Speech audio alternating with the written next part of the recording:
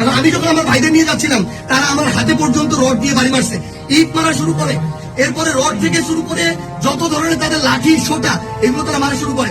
এবং ওইখানে আমাদের ছাত্র শক্তি, যুব শক্তির, এনসিপি অনেক ভাইকে তারা ওইখানে মানে ওই সবার সামনে ওখানে পিটায়। এবং আমরা এখানে পুলিশ দেখলাম, আমাদের সামনে থাকা তো দূরের কথা, আমাদের সাথে থাকা তো দূরের কথা, এত বড় হামলার পরে তারা পিছনে দাঁড়ায় দাঁড়ায় নাটক দেখতেছে। এই ছিল অবস্থা। আপনারা হয়তো সার্জিস আলমের কথাগুলোকে শুনেছেন। এনসিপির কিছু নেতা কর্মীর উপরে কিছু চাপ প্রয়োগ হয়েছিল, তাদের শারীরিকভাবে অনেক ক্ষতি হয়েছে। আপনারা হয়তো সার্জিস আলমের এই কথাগুলোকে শুনে বুঝতে পেরেছেন। এখন কথা হচ্ছে, এনসিপি যদি মোকাবেলা করার জন্য দেশবাসীকে আবারও ডাক দেয়, দেশবাসী কি তাদের ডাকে আবারও সাড়া দেবে? এনসিপি কি তাদের সেই সক্ষমতা ধরে রাখতে পেরেছে? এনসিপি কি মানুষের বিশ্বাস ধরে রাখতে পেরেছে? তাদের ডাকে, তাদের প্রতিবাদে সাড়া দিয়ে এলাকাবাসী, দেশবাসী রাস্তায় নেমে আসবে, সেই সিচুয়েশন, সেই বিশ্বাসের জায়গাটা কি এনসিপি ধরে রেখেছে? এনসিপি আগের মতো কি আর গণ উত্থান তৈরি করতে পারবে? আগের মতো লোকজনের সমাবেশ তৈরি করতে পারবে? তাদের ডাকে আগের মতো কি আর রাস্তাঘাটে মানুষজন নেমে আসবে? তাদের প্রতি কি মানুষের সেই বিশ্বাসটা এখনো আছে, নাকি তারা বিশ্বাসটাকে ধ্বংস করে ফেলেছে? আমার প্রাণপ্রিয় ভাই বন্ধুরা, এনসিপি কিন্তু একটা শক্তিশালী সংগঠন ছিল, যদিও তারা নতুন সংগঠন হয়ে নতুন ভাবে তৈরি হয়েছে, কিন্তু তারা শক্তিশালী ছিল কেন? গণ উত্থানের কারণে। তারা যদি সেই গণ উত্থানের বিশ্বাসটাকে ধরে রাখতে পারত, কারো পকেটের টিস্যু হয়ে না যেত, তাহলে আমার মনে হয় এনসিপির শক্তি সেই গণ উত্থানের সেই জোয়ারের মতোই থাকতো। মানুষ তাদের কাছ থেকে নতুন কিছু চেয়েছিল, কিন্তু এনসিপি মানুষের নতুন চাওয়াটাকে ধরে রাখতে পারেনি। তারা ক্ষমতায় যাওয়ার জন্য মরিয়া হয়ে উঠেছে, যে কারণে জামাত নামক সেই সংগঠনের মধ্যে গিয়ে যোগদান করেছে। যে জামাত আমাদের বাংলাদেশটা স্বাধীন হোক এটা চায়নি, ভাষার জন্য যুদ্ধ করে বাংলাদেশ স্বাধীনতা জয়লাভ করুক এটা কিন্তু বাংলাদেশে জামাত ইসলাম চায়নি। এটা আপনারা ইতিহাস ঘাটাঘাটি করলেই তা জানতে পারবেন স্পষ্টভাবে।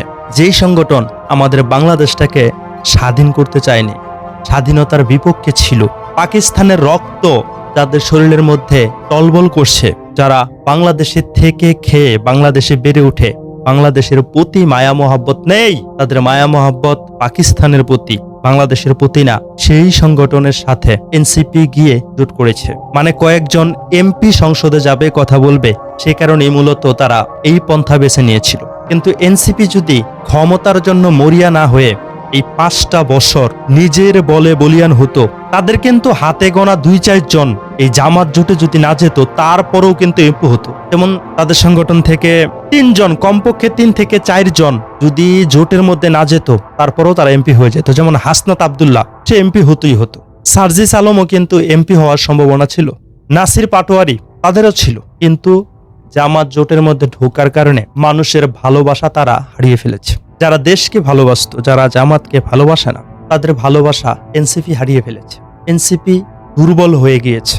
এনসিপির এখন আর সেই আগের ঢাকঢোল নেই, আগের সেই শক্তি, পাওয়ার, জনপ্রিয়তা এখন আর নেই। তারা নিজেরাই ক্ষমতার লোভে নিজেদের শক্তি ক্ষয় করে ফেলেছে, নিজেরা দুর্বল হয়ে গিয়েছে। তারা যদি বাংলাদেশে জামাত ইসলামের সাথে না মিশে নিজের শক্তিতে বলিয়ান হতো, তাদের প্রতি মানুষের ঠিকই বিশ্বাস থাকত। মানুষ বলতো যে না, আমরা নতুন কিছু পাবো এনসিপির মাধ্যমে। কিন্তু এই এনসিপি বাংলাদেশ জামাত ইসলামের টিস্যু হয়ে গিয়েছে। বাংলাদেশ জামাত ইসলামের টিস্যু হয়ে এখন বাংলাদেশ জামাত ইসলামকে যারা ভালোবাসে তারা মাঠে ময়দানে নামবে।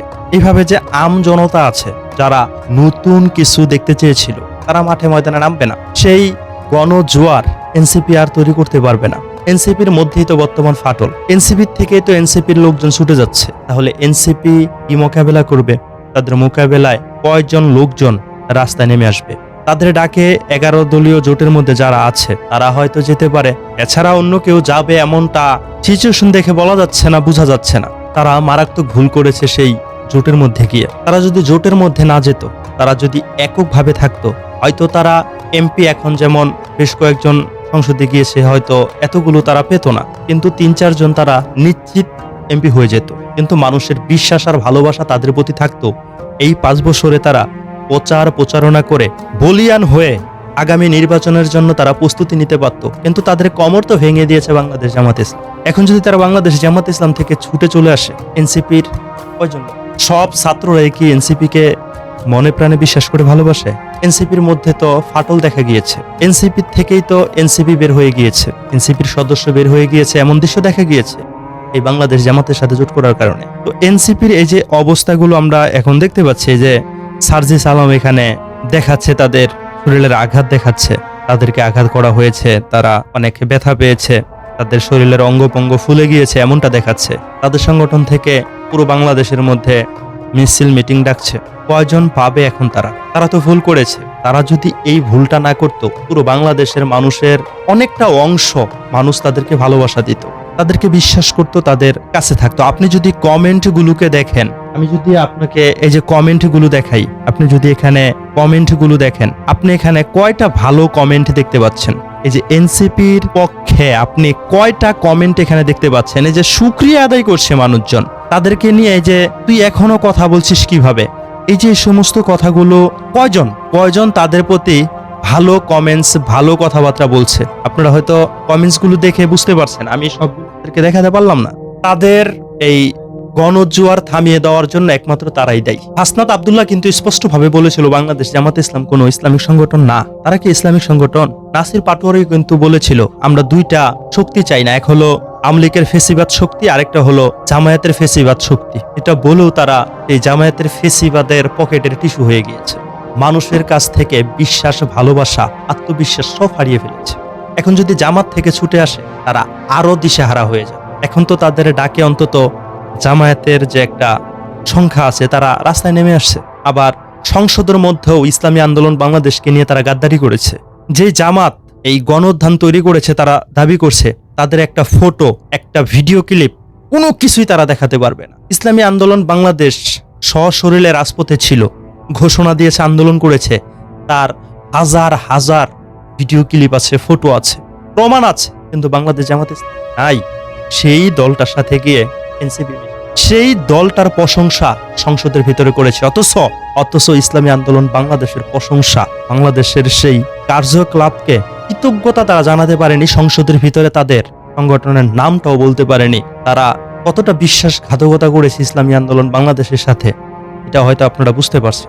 আমাদের নাহিদ ভাই, তিনি চাইলে কিন্তু ইসলামী আন্দোলন বাংলাদেশের নামটা সংসদে বলতে পারতো, যেভাবে জামাত শিবিরের নাম বলেছে, যেভাবে বিএনপির নাম বলেছে, ছাত্র দলের নাম বলেছে, বিভিন্ন সংগঠনের নাম বলেছে।